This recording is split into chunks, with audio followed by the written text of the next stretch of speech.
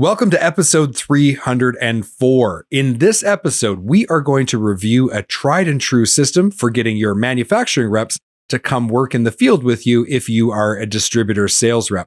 We're also going to talk about the 5 things every manufacturer needs to do in order to be successful selling their heavy-duty parts in North America through distribution.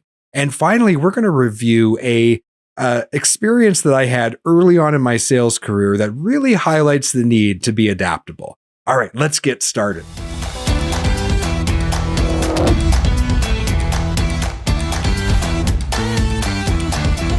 So salespeople, if you work for a distributor and you're a sales account manager, don't underestimate the power of working with your manufacturing reps in the field and talking to the fleets and the repair shops directly. This kind of collaborative work between you and your suppliers is essential for success. A lot of salespeople, I don't know why, really resisted this when I was selling parts. A lot of my counterparts, they hated doing it and they tried to get out of it as much as possible. Maybe it was because I started my career as a manufacturer, but I knew how important it was for manufacturers to work with their distributors in the field. And so I developed a system in order to accomplish that, to make the whole process easy for everybody and for us to get the absolute most out of it. What was the result? Every time I did this, my sales went up in that category. So I recommend that you do the same. To help me walk through the system, I'm inviting my podcast director, Diana Cudmore, to the show. Hey, Jamie, how's it going? Very good, Diana. Welcome back to the Heavy Duty Parts Report. Let's talk about this system. Yeah, so you've taken this complex thing and made it into a super simple 4-step process to book manufacturer reps and get success. So tell me, the first step is going to be getting a time with them, right? Absolutely. This is not as easy as it sounds, right? Shouldn't you just be able to email each other or phone each other up and book a time? But manufacturer reps, they travel all over large regions. They have a very dynamic schedule. You as a sales account manager, you have a lot of customers to take care of. And even though maybe your route that you're selling on is pretty systematic and kind of the same week over week, you still have a lot of work to do. And so coordinating your schedules can be a real challenge. I found that the easiest way to do this was to use an online calendar booking system. This is, oftentimes available through your CRM. Like right now in our company, we use HubSpot and we use their calendar booking, and it just syncs right to my Outlook calendar. So everything is super easy. When I was a sales account manager, we didn't have that. So I actually paid for Calendly and it just expensed it to the company. It was very cheap, a few dollars a month. The benefit of it is that you block off times when you're available and when you're not. And I would block off an entire week at a time of when I was available. And then what I did is I built a list of all my suppliers and I would send them an email. And I would say, hey, look, it's coming up to next quarter. I'm starting to plan next quarter and I would like to work with you in the field. Click this link to see my availability and book a time that works for you. This eliminated all the back and forth, the phone calls, the emails. They could just look at my availability, look at their calendar, and select the time that was best for them. And it worked great. And they loved it. Perfect. So after a rep has booked, this is the second step. After they've booked, they've got a lot of logistics to deal with, right? So Jamie, what did you do to make it easier on them? Right. So there's a bunch of things that I thought through. Okay, when I was a manufacturing rep and I flew into an area, maybe I was unfamiliar with the area, right? So what do I need to know? So here's the information that I communicated, and I just made a template and then I just sent it to them. So it was just, it was a copy and paste into an email. But I gave them our store location with the full address and any instructions on how to get to the store if it's not, an easy place to find. Parking instructions, because they're going to be leaving their rented vehicle at the store while they jump in my truck and come with me. And we don't want that vehicle in the way. So where should they park? The best hotels in the area and the hotels to stay away from. The best restaurants in town so that they can get a decent meal. And sometimes, if you live in a small community like me, there was all of these mom and pops and these kind of restaurants that weren't chains and they made really great food. And that's something that if you're not from the area, you wouldn't even know they were there. And trust me, manufacturer reps who are on the road, they get pretty sick of going to places like Boston Pizza. So they love that. And then finally, I included an itinerary for the week. Who are we going to go see? What's the situation with that person? Is it a fleet? Is it a repair shop, right? How many units? What kinds of equipment do they work on? What's the buying history on their product category? And also, if we were going to do training, we always did a lunch and learn when a rep came out for the week. So we always, right in the middle of the week on Wednesday, we would tell all of our customers to come down to the store. We'd give them pizza, and this rep would spend 45 minutes training them on their product. So what was the details around the training that we were going to do? And this just was all sent ahead of time. I didn't have to think about it. They didn't have to think about it. We could just show up on Monday morning and everybody knew exactly what to expect and what to do. Perfect. So step 3 is actually do the work during that week that the rep is blocked off. Now tell me, what was the response to this system? Well, first of all, the reps loved it. They raved about it all the time. And they also noticed it created an environment where we could be highly productive and we could get more done. It also, what we did is in real time, I had the habit of using my CRM to keep track of what I was doing on every call. So after every call, we would do a debrief in the truck. I would document it very quickly in my CRM. And then at the end of the week, I provided them with this call report. So then they didn't even have to key it in. They could just copy and paste it into their call report. I'm telling you, the reps loved it. And we were highly productive and we were always successful at selling more products. So that's great. Now, you've done all this work. The rep has put in a full week. And as step 4, what are you doing next to make sure that this was successful? So roughly 2 to 3 weeks later, I would give them an update on what had happened since they left.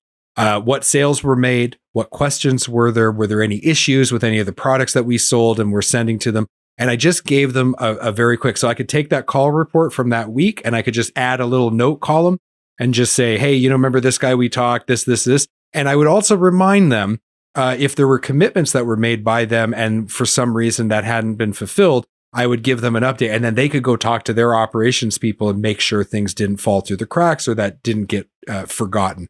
So this just worked. It worked. And it's a little bit of preparation, like it's the 5 Ps, right? Proper planning prevents poor performance. That little bit of preparation, a little bit of automation with some digital tools, and you can have a phenomenal experience with your manufacturing reps. Thank you, Diana, for going over that with me. I really appreciate it. Thanks so much, Jamie. If you're a salesperson that works for a distributor and you want to try this system, by all means, I want you to try it. I encourage you to try it. If you're not sure about how to do it, or if you run into any problems, just reach out to us. We'll be happy to help you set it up. And then we want to hear how it goes. So please let us know. Now, let's talk about the manufacturing side of the equation, because there are certain things they need to do in order to make you as the distributor successful. And that's what our next segment is all about. Last fall at Apex 23, I had the chance to go to the SAMPA booth and interview their president for North America, Felipe Bumagny, and also Bob Johnson, their new senior VP for the Central region. During that conversation, we really got to talk about what it takes to support distribution in the heavy-duty parts industry. And I wanted to have an extended conversation about that. So joining me today is Scott Boltz. He is the Director of Consulting Services at our consulting company, the Heavy Duty Consulting Corporation. Now, Scott has a long history of working with manufacturers and suppliers and helping them to grow their business through distribution. There are a lot of things that people do in this business that sometimes lead to what I call the sales prevention department, meaning they do things that get in the way of them growing. But there's some best practices that every supplier should really be thinking about in order to succeed. So if you are let's say an aftermarket, maybe you're tier 2, tier 3 manufacturer, and you're listening to this right now and you're thinking like, what do I have to do to succeed in the North American market? This is the episode for you. So let's welcome Scott Boltz to the program. Scott, welcome back to the Heavy Duty Parts Report. Hey, thank you, Jamie. Great to be here. Scott, you and I have had some interesting conversations over the years on the show. We've done some lives together. We've done some podcast episodes. You've now joined our company. Can you just tell people very briefly what your background is, why you are so qualified when it comes to helping suppliers get their distribution game done right? Yeah, well, I kind of worked my way up through the logical chain of things. I started out as a fleet technician when I was in college, and then went in as a sales representative, and I covered a portion of a state territory, and then went on from there after I graduated to being a regional sales manager, selling a power electronics line to the regional southeast of the United States, and then from there to national, and then from there to North America. Right. So over those years that you've done this, and then you've also worked with other companies where you've helped them. Now you're consulting for us, and we do a lot of that work. We help companies to pioneer new lines in the North American market and to succeed in distribution. So let's go through 5 things that every supplier needs to get right in order to succeed in selling their heavy duty parts through distribution in North America. When I was selling for distributors, one of the big things for me was I had to trust the product, because there was nothing worse than me putting my reputation on the line with my customer, then selling them a product and it fails. And then all of a sudden, I have to deal with the fallout of that. So talk to me a little bit about how truly important it is to provide a product that distributors can trust. Well, I think the most critical thing that you could say, the most important thing about quality being it's a barrier to entry. There's very few products out there that I'm aware of in our industry that can survive if they have a quality event that repeats itself over a long period of time. The more entrenched, larger companies, they experiment with their supply chain and they test new things and ways to save money, and sometimes they get burned in doing that. But they also have a Lean Six Sigma system in place where they can remedy those problems and get the product back on track. For smaller companies coming in, it's just as important too, because you're establishing new relationships and establishing your brand identity tied to that quality system. So again, I look at it as a barrier to entry more than it is an ongoing event. You have to have the quality in place in order to sustain in this market. Let's listen in to a clip from my interview with the folks at SAMPA. SAMPA is very well known for being an airbag manufacturer, and I think we're the 3rd largest airbag supplier in the world. We're in the process of trying to grow that and expand that product line here in North America. We've added several new products to our product portfolio, and we're starting to see that take off here in the U.S. We've got torque rods, V-arms, tie rod ends, full suspension kits. We're going to be launching a new 5th wheel next year. It's a SAMPA designed 5th wheel. Oh, really? Mm-hmm. That's exciting. So a completely unique design to SAMPA. Complete unique design. I don't have too many details on it, except the primary challenge here is going to be the primary challenge for the 5th wheel is to make sure that grease gets spread evenly. Right. And we're redesigning the channels, the grease channels to accomplish that. Yes. Fantastic. Yeah, and you just listed off a number of suspension components. Mm-hmm. As you move into that world, there's a lot of engineering that has to go into that. I mean, obviously it's the part of the foundation of the truck or the trailer, so there's safety considerations. Talk a little bit about how SAMPA invests in the engineering side of the business, and about how you're a manufacturer that controls all of the aspects of manufacturing. How does that factor into bringing these great products to market? Yeah, sure. We have a manufacturing campus in Samsun, Turkey. Part of that campus, we've got a R&D research and development team that consists of over 200 engineers, and they're dedicated to reverse engineering in some cases, or adding our own flavor to whatever the component is to enhance the features and the benefits of that component. Yeah, that makes a lot of sense. So for example, with the 5th wheel, that's how you came to this, hey look, there's an issue in the industry, let's address it, let's try to enhance what's already in the market and provide your customers with something that they can go to market with. That's exactly right. When you're talking to your distributors that are selling to the trucking industry, when I was selling for distributors, product differentiation was always tough. There wasn't always a lot where I would be different than my competitor. How does SAMPA really change the game for distributors in that respect? Well, SAMPA we focus on quality. Quality is of the utmost importance with SAMPA. But at the end of the day, what we're trying to do is we're trying to bring an aftermarket, a quality aftermarket alternative to this market. this market is extremely competitive. Yeah. And when you focus on quality, sometimes that can get you can get a little too deep into that. But we're focused on the quality, but then also being able to bring that quality product to the North American market at a very competitive aftermarket price. Well, that's just it, right? We all want the best of both worlds, right? We want it as inexpensive as possible, as high as quality as possible, so it lasts as long as possible. Okay, so let's move on to our second thing that every supplier needs to really get right, and that is to communicate the value proposition. Some people call it a unique sales proposition, USP. Scott, in your experience, where do people get this wrong, and what should they do? Yeah, exactly. Well, I think it's our natural first reaction to come at it with what we consider to be barriers to entry. We have good quality, we have great customer service, you know that whole thing. But if that's the barrier to entry, then you really need to come at it from a different angle. And so I think a more mature marketing system, you come at it with 5 to 7 different topics that not only your customers can relate with, but also your team. So it becomes a system of promises and covenants that you keep to yourself as well as to your customer. When I hear barriers to entry into the business, it reminds me of the pitch that most salespeople are using, both at the supplier level and at the distribution level. I actually wrote up the script and had a professional actor record it so that I could show people. And every time I do, Scott, the reaction that I get is big smiles and heads going, yep, that's exactly right. That's how most salespeople are pitching. And they're really just kind of telling people, hey, we have the barriers to the minimum to get into this business is what we do. Listen in to the pitch that we recorded. It's quite interesting. Hi, I'm John Smith, and I work for ABC Parts Company. We've been in business for 75 years, and our parts people have over 300 years combined parts experience.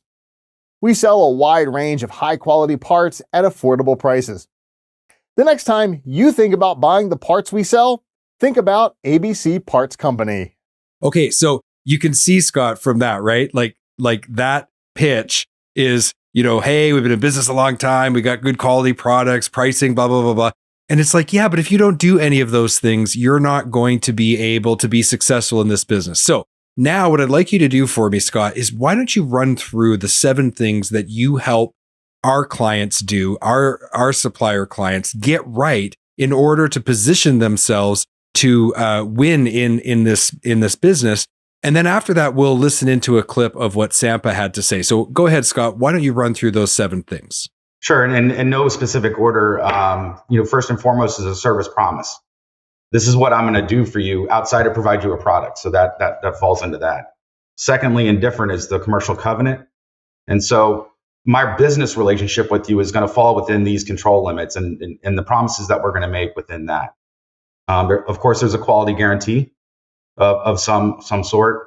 We're also communicating within that value proposition a portfolio plan. Like, here's what we have now, but here's where we're going as we evolve our business with the market. And then that ties into technology and innovation. And so our commitments to what we're doing currently in that space. The common mantra that it's make it easy to do business with us. So policy simplicity is another one. And then just as important as pricing is availability. So we have a commitment to our availability to you as a customer. Thanks, Scott. I really appreciate you running through those 7 critical things that need to be in your value proposition. SAMPA has been a partner of the show for a long time. They've been a sponsor of ours. They've been on the show many times. I really like what they're doing in the business. And I think that they've done a very good job of positioning themselves with a strong value proposition. Listen into what they had to say at Apex 23 when I was there at their booth. This balancing act that you've been able to successfully achieve.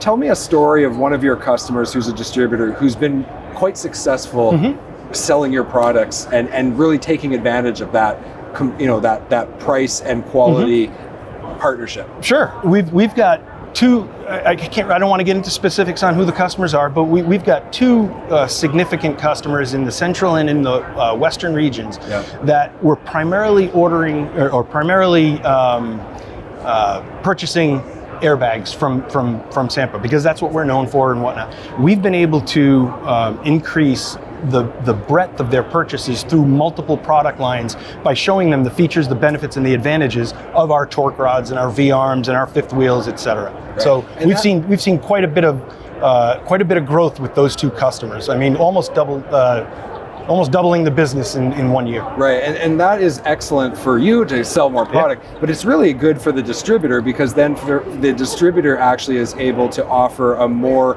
comprehensive offering to their customers and take care of their customers, which is so essential, right? The trucking industry is the backbone of society. We got to keep trucks rolling and trailers rolling, and having access to all of these products really empowers them to do that. Yep, and what we do is by increasing that breadth of product line, we're also kind of creating a one-stop shop for a lot of suspension parts and as well as steering components. Yeah. And we've got there's initiatives to grow our product portfolio outside of those two product categories. Well, exciting things to come. A lot of exciting things. Great to see you, Jamie. Thanks, always a pleasure. Thank you very much. We're going to take a quick break to hear from our sponsors. We'll be right back. Are you deferring maintenance because of filter cost or availability? Or worse yet, are you trading down to no-name filters to try to save a few bucks? Either way, you're rolling the dice. The good news, there's a new premium filter option for fleets, Hanks Filtration. If you're responsible for a fleet, you won't believe how much using Hanks filters will save you. But you've got to go to heavydutypartsreport.com/Hanks to find out more. That's heavydutypartsreport.com/HENGST. Head there now. This episode of the Heavy Duty Parts Report is brought to you by Find It Parts, your ultimate destination for heavy-duty truck and trailer parts. Discover a vast range of parts at finditparts.com. Don't spend hours a day looking for parts. Instead, visit finditparts.com and get them right away. So when I was at Apex 23 and I was talking to the folks at SAMPA, we did talk about their sales strategy for North America and how they've had to adapt that strategy over time because, of course, we've had some pretty dynamic times. Listen to what they had to say. From your perspective, how is serving the North American market different than, let's say, the European or Asian market? Since you're such a global company, you kind of see that entire picture. So how is North American different? Well, it's more in the way that we go to market here. It's more in the way that we go to market, which differs from the way that we go to market in Europe or even South America, or Asia for that matter. Their sales are a lot more pulverized. Here in North America, we focus on large distributors. We have a very disciplined way of going to market. We'd like to allow our distributors to grow with us and to be as profitable as possible with us, instead of trying to service different levels of distribution at the same time, which we don't think that that's conducive to growth and long-term relationships. So Scott, when we're working with companies that are looking to sell heavy-duty parts through distribution in the North American market, we often hear them say things like, well, we want to sell through distribution, but that is a very broad description of who your customer is. So walk us through why it's important to develop an ideal customer profile, and then how that can change regionally depending on where you're selling. Indeed. Well, in the North American aftermarket, it's really dominated by four kind of major verticals. And, we know what those verticals are. The OES supplier channel with the nameplate truck dealers.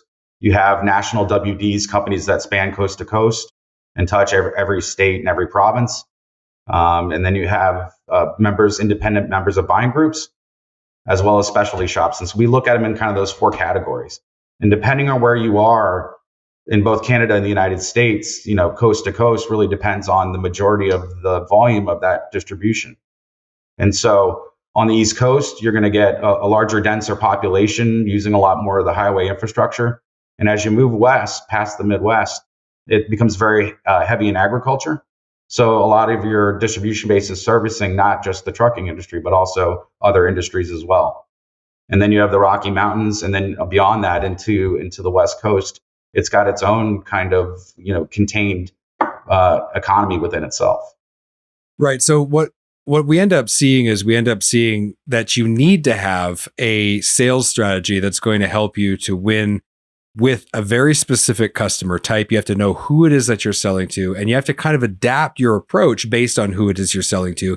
But you also have to take those regional considerations, and you have to think about the differences between regions. I know when I was selling parts, we had a headquarters that was in Quebec, which is French speaking, and in Eastern Canada. And we were all the way out in Western Canada, but not just Western Canada. We were in British Columbia, in the Vancouver area.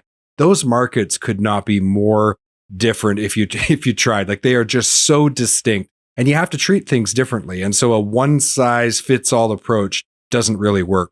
Okay, let's move on to the fourth item on my list here. I think it's so important to have a big red easy button for your customers. So it has to be easy for distributors. It has to be easy for their customers, the end user of your products. What specific items need to go into building out a good customer buying experience? Well, customer service is so critical, right? And we invest so much time and money in onboarding new distribution that it can easily be disrupted or even ruined by a poor customer experience afterwards. So you said at the onset, every company has their own sales prevention department. If we consider the own companies we work for, we can kind of list out those things. One of the things that we advise within our consulting corporation is you can knock out the easy stuff pretty quickly. So policies that you have in place that are good for your internal team, but maybe not good for your customer, you can eliminate things like that. You can also look at what your competitors aren't doing well by asking your distributors, because they'll be happy to tell you. And so you can take things like that and just with the mindset of eliminating friction at every possible turn. And what I think you'll find over the net effect over time is that everything becomes much easier. The customers become happier, and one of the best things to get from a customer is a compliment. They're rare, right? It's much more common to get complaints. But when your customer service team is being held up because that experience is so good, then you've achieved that level of greatness. Yeah, SAMPA ensures that their distributors are getting what I would call a progressively better buying experience over time. And we talked about that while I was at their booth at Apex 23. Let's listen in. Absolutely. So we have now developed a couple of protocols and systems resources within our organization that allow us to very quickly react to truck down situations or unit down situations. Okay. We are very efficient in overnighting products anywhere in North America, and customers are making use of that because they understand. Mainly when you're talking about the C's and D's nobody wants to keep a lot of inventory, right? But we do, because we manufacture the parts we sell, yeah. Right? So we have a complete range in all of the product categories that we manufacture. We have a complete range from A to E's and F's, right? So these E's and F's, sometimes distributors or a shop, they need to get those parts overnight or even the same day. Yeah. The other thing that is interesting is we're seeing an uptick in will call. Okay.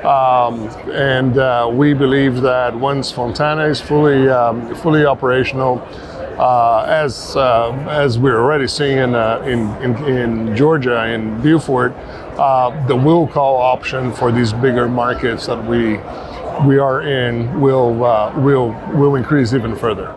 All right, we are coming to the end of our 5 things that suppliers need to do to succeed when selling through distribution.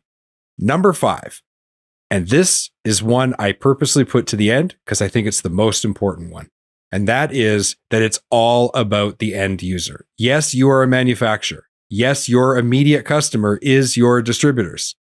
But at the end of the day, it's the people who buy your product, install it on their equipment. So it's the owner-operator, it's the fleet, it's the service center that's buying from your distributors and installing those parts. It has to be all about them. So talk to me a little bit about how a company can have this focus on the end user and how that contributes to better relationships with your distributors.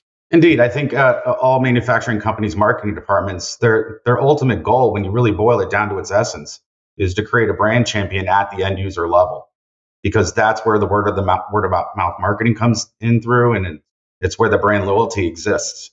So sometimes, You'll have a distributor that may change a supplier of a product and have difficulty changing their end user because they're so entrenched. And so one of the things that I found most valuable at all levels of my career has been to do field work and to be there as a manufacturer in the garage. And you can't wear your nice Oxford shoes, when you're in there, right? You have to be really in the truck and on the truck and seeing the application of your products as they experience it at the service level. And so whether that's a fleet garage or a service center, the best information is voice of customer. And the only way to get it is to go see them. Yeah, I agree with that wholeheartedly.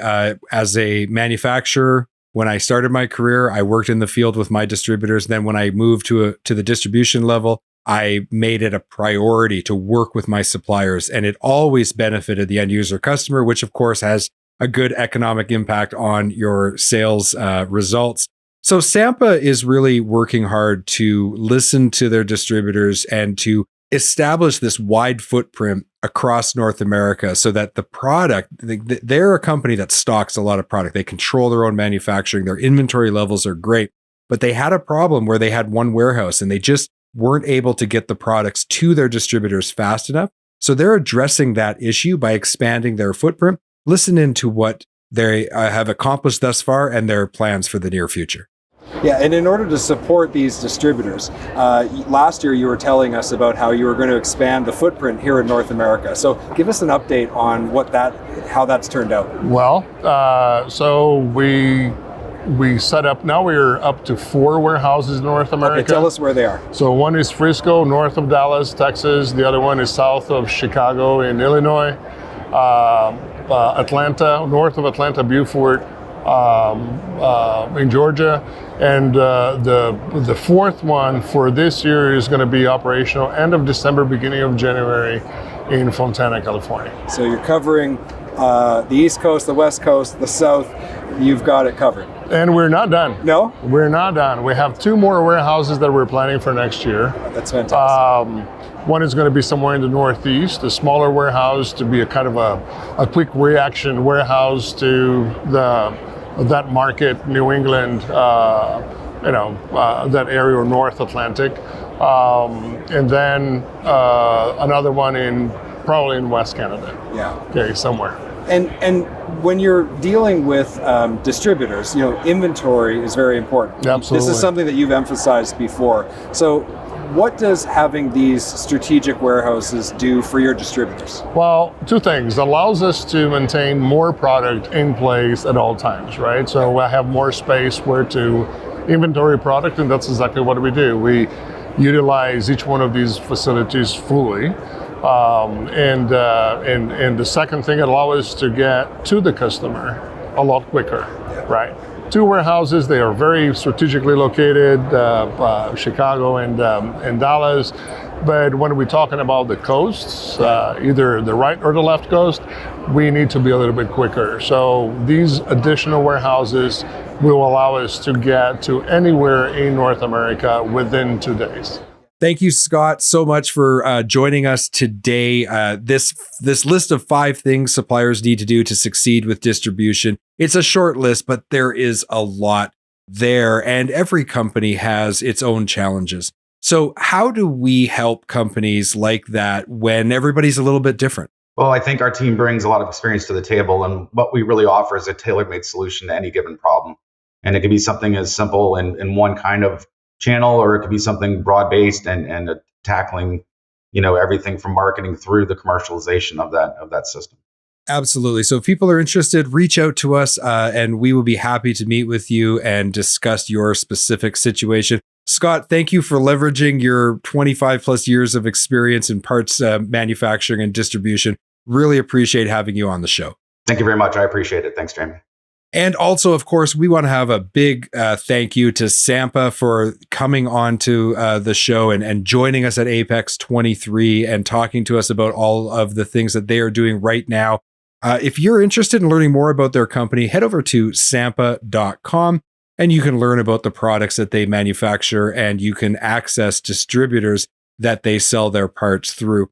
As always, too, we want to recommend that you go to our sponsor, finditparts.com, to buy your heavy duty parts. So all of the products that we talk about on the show are available on finditparts.com, and you should go over there today. All right. So in our next segment, it's time for That's Not Heavy Duty. To help me go through this information, I have to invite my podcast director, Diana Cudmore, back to the show. Diana, welcome back.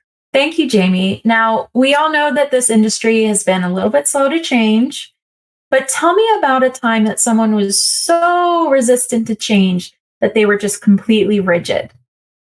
Okay, so let's go back in the way back time machine, and it is in the very early 2000s. I am in my early 20s. I'm in my first sales role. I've been working for a remanufacturer for a few years. I kind of understood I had built the product myself. I had managed the people who were building that product.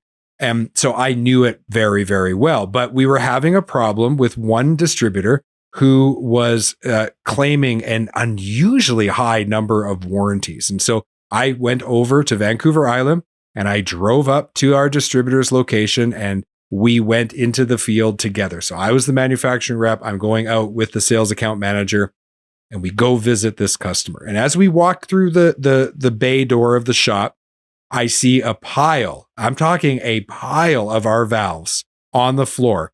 And that was their warranty location. And they were just throwing them in this pile. And I mean, this pile was probably like 2 feet deep. And I mean, I knew there was no possible way that much of our product was failing with only one customer, right? Because our warranty rates were very low with all of our other customers. So something was unique about this situation. And I was going there with an open mind to try to solve the problem. And this mechanic who he was the lead mechanic. He'd been there for 3 decades plus. He really had an attitude, and he kind of sauntered out and he controlled a large amount of spending with this distributor. So the distributor was nervous. He didn't want to lose the business, and this is what this guy was threatening.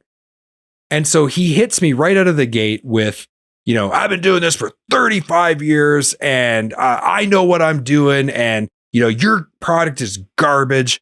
And I was feeling a little nervous. I'm a young guy, and I'm just looking at this pile of valves, and I see a Williams 616A valve. It is the most simple valve known to man. It is basically a bottom housing, a top housing, one O-ring, and a diaphragm. And the air goes in the top, and the diaphragm flexes, and then it purges the air out the bottom. It's just a quick release valve is all it is. It's like so easy to manufacture. They never fail. And I saw one at the top of the pile. And so I looked at him and I said, I think you've been doing this 10 years too long. And he just lost his mind. And my distributor just about fainted. And the guy was like, you, wah, bah, bah, bah. And he's just, you young, he's just all over me, right? And he's swearing at me and yelling at me. And I just put my hands up. I said, whoa, wait a minute. I said, I tell you what. I'm going to pick a random valve out of this pile, and we're going to go over to that air bench, and we're going to test it. And if it fails, I'm taking the entire pile back with me right now. I'm giving you a full credit, and we will replace all of the product with not remanufactured product, but brand new product. But if it works, you have to admit that maybe there's something you guys are doing in the shop that's incorrect. And maybe I'm right. Maybe you've just been doing this 10 years too long and you're just not paying attention to this. And he stopped, and he was a very assertive guy, right? So I was matching his level of assertiveness. So there was almost this little bit of you SOB, but at the same time, you're on, buddy, because I know I'm right. Now I knew there was no way in heck I was picking a valve that was complex that might actually be a warranty. So, but he didn't know that. So I go and I pick that 616A valve up. We go over to the test bench. I put in the fittings. I air it up. And I'm like, any leaks? Anything that works? Or doesn't work here the way it's supposed to? And the look on his face, and good to him, he's like, yeah, okay, maybe we got a problem. And so in the end, that deal worked out. He calmed down, and there was a bit of respect, And we worked through all of those potential warranties. I did a whole bunch of testing that day, and we did find a couple that there was something wrong with them, but actually most of them were contaminated by them. But most of them were fine. And so that forced this guy, because now he's a man of his word, right? He's made a wager with me and he lost. And so it's just a good example. Like, it's not heavy duty to be rigid and to be inflexible and to kind of operate on old information the way equipment used to work. You've got to adapt. Now, remember, this was back in the early 2000s. This is almost 20 years ago. Now, it is so much more important that we are adaptable, that we keep up with the new technology, that we update the way that we do things, so that rigidness, that resistance to change doesn't really have a detrimental impact on our business.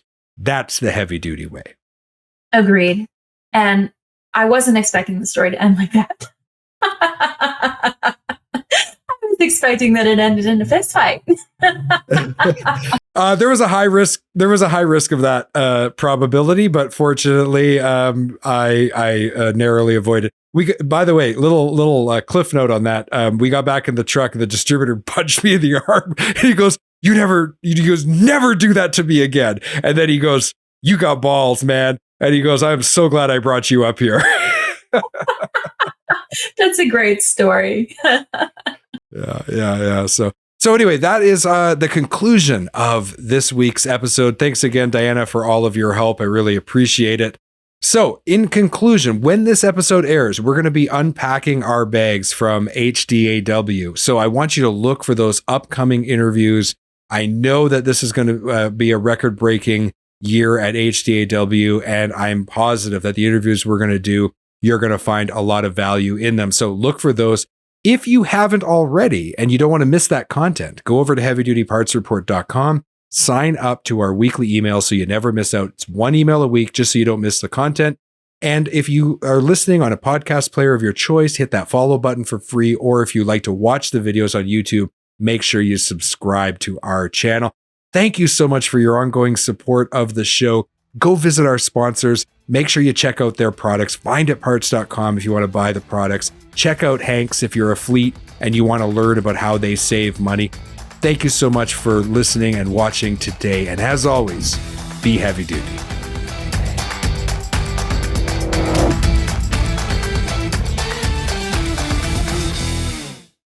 Thank you for watching this video. Click here to subscribe to the Heavy Duty Parts Report YouTube channel, and click here to watch another great episode.